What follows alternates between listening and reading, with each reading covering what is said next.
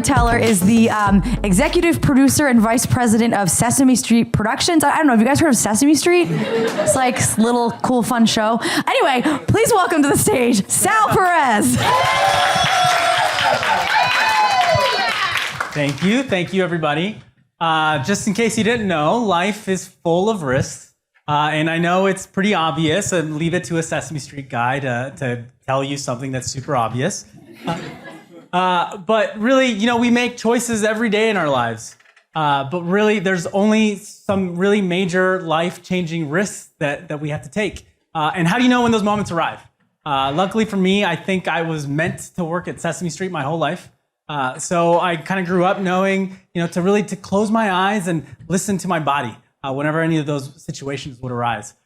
So when there's a situation or a decision that feels scary, that feels a little daunting, your body gets a little, tingly, your mouth gets a little dry, you start to get a little dizzy, maybe a little bit about how I'm feeling right now.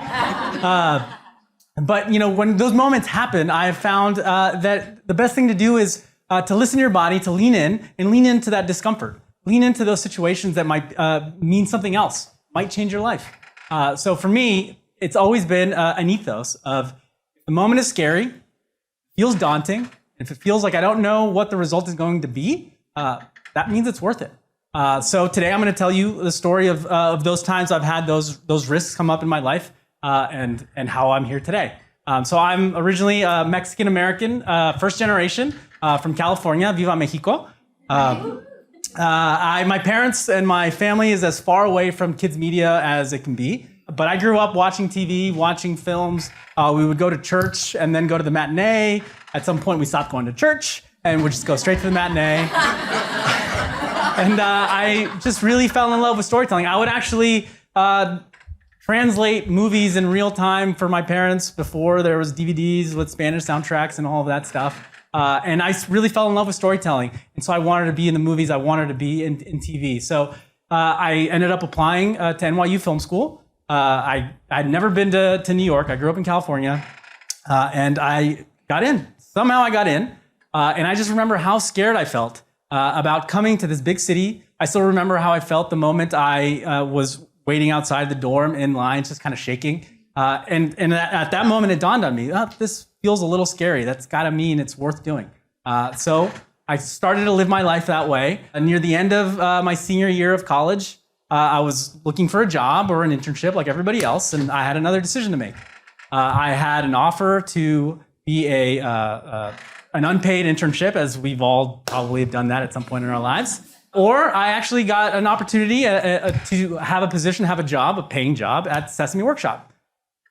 Children's media. I had never really thought about being in children's media. I had always really, you go to film school, you think you're going to be Scorsese, not a rapper in my case, but I thought I was going to be, one of those kind of auteur directors or something like that. And so I never really thought about children's media. But I didn't really listen to my body at that point. What I did was, as the child of an immigrant, you take the paying gig.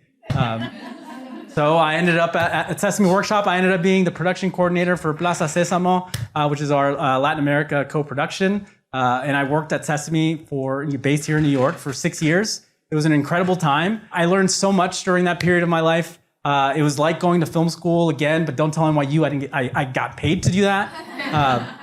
But I really started to fall in love with children's media. I really started to care about the content that we were making and how it was changing kids' lives. There was kids like me that were watching something that I was making, and it was maybe the first thing they ever watched. And that was really inspiring. But as we tend to do in our 20s, you start to get a little voice in your head and you think, did I make the right choice? Did I take the right risks? So I really thought about, is there life outside of children's media? Well, at 28, I got a call that would allow me to explore that. I got the opportunity to work as a producer on a production in Mexico for the adaptation of Gossip Girl. So I asked my friend who had called and said, what are you going to call it? Well, he said, Gossip Girl Acapulco. So I was like, sure, that makes a lot of sense. I started to listen to my body. I started to think, what's going on? I felt tingly. I felt, my stomach dropped. I felt really nervous. what was I going to do? I was really scared about trying, I would leave New York. I would leave the one job I had, and insurance, in your 20s, having insurance is a big deal, but it felt scary. It felt daunting. So it felt like it's something that was worth doing. So I moved to Mexico. I spent my first 5 months in Acapulco, living in a hotel, which maybe sounds nice, but if you've ever worked somewhere where there's people vacationing, not that great. There was more drama behind the camera than there was in front of the camera. But that whole time, I really honed my skills as a producer. I really figured out how to start a production from the ground up. I learned to have plans A, B, C, and D for anything that might happen. I learned how to, come in as an outsider and adapt and really connect with a large group of people on a production. It's just really skill sets that, as a producer of television, are things that you need to learn. So I was so thankful for that. But I also happened to fall in love while I was in Mexico. I met a wonderful, talented, amazing costume designer on Gossip Girl. And I could probably do a whole 10-minute story on just that relationship. But I won't get into it now, but suffice it to say that I learned when you're taking big risks in your life, you really need that emotional support. You need somebody that's with you, that's helping you keep centered. Because during those moments, I felt so scared about being in a new place. I regretted it several times. I thought, what am I doing? Why am I here? This production is going crazy. It was supposed to be 10 weeks and it went 5 months. But my girlfriend at the time, really kept me centered and helped me keep focused and really be thankful for the opportunities that I was having there. I ended up having 2 of the best years of my life living in Mexico. And then, I got another call. This was in 2014, and I recognized the number. And when you recognize a number and you kind of know what the call is going to be about, you start to get your stomach drops a little bit, and you're a little nervous, and you're like, oh, should I answer this? And so I picked up, and it was Sesame Workshop offering me an opportunity to come back to New York for a role. At that point, I didn't know what to do. Do I again drop everything, move back to New York? And start again. It's something that, like the role, it was going to be as an international production. I don't know if the role itself felt scary at the time, but it was, because I started to feel, I learned so much in Mexico. I have so much more to offer Sesame Workshop and kids media that I really started to think I should take this. I started to really miss and think about everything that I was doing in kids TV and what that meant, and that I wanted to go back to it. Making Gossip Girl and some other things, not exactly the most life-affirming content in the world. So I was really itching to come back to something that I knew would mean so much to kids around the world. Then the big risky decision was for my girlfriend, because it was up to her to pick up and leave. I did say to her one time, like, well, babe, if it's scary, maybe it's worth it. And I got the side eye. But she came. And so I was at Sesame Workshop. I came back in 2015 and oversaw an international production. And a few years later, I got an opportunity to move over to the US side. Now, people, at least at Sesame, and I'm sure in a lot of parts, you don't really jump from international production to the US productions. But I threw my hat in the ring and applied to be a supervising producer of that role. I just had so much more to offer than what I had, before I left Sesame the first time, to be able to be in that role, to be a leader, to bring a more global perspective to what we were doing on the US show. So I threw my hat in the ring and got the role.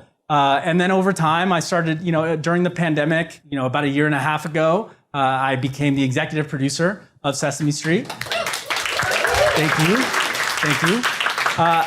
And this role itself often feels scary, feels daunting. There's only been a handful of executive producers in the 50+ year history of the show, and I'm the first Latinx executive producer for Sesame Street, so that's quite an accomplishment.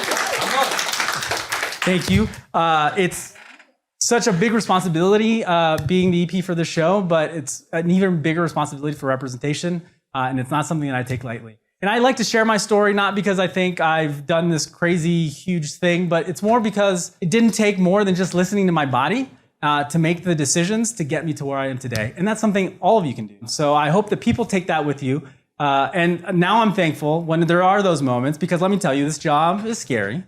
It's daunting every day. But you know what? Now that we're doing emotional well-being on Sesame Street, and I've learned some moments, I've learned some tools. So, whenever those moments come up, I take a deep breath. I've learned some butterfly hugs. So I don't know if everybody wants to do a butterfly hug real quick.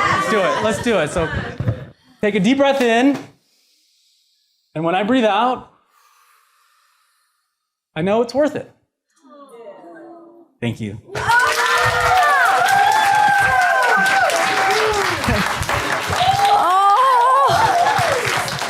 Thank you, now thank we're you, married thank with you. 2 kids. Woo!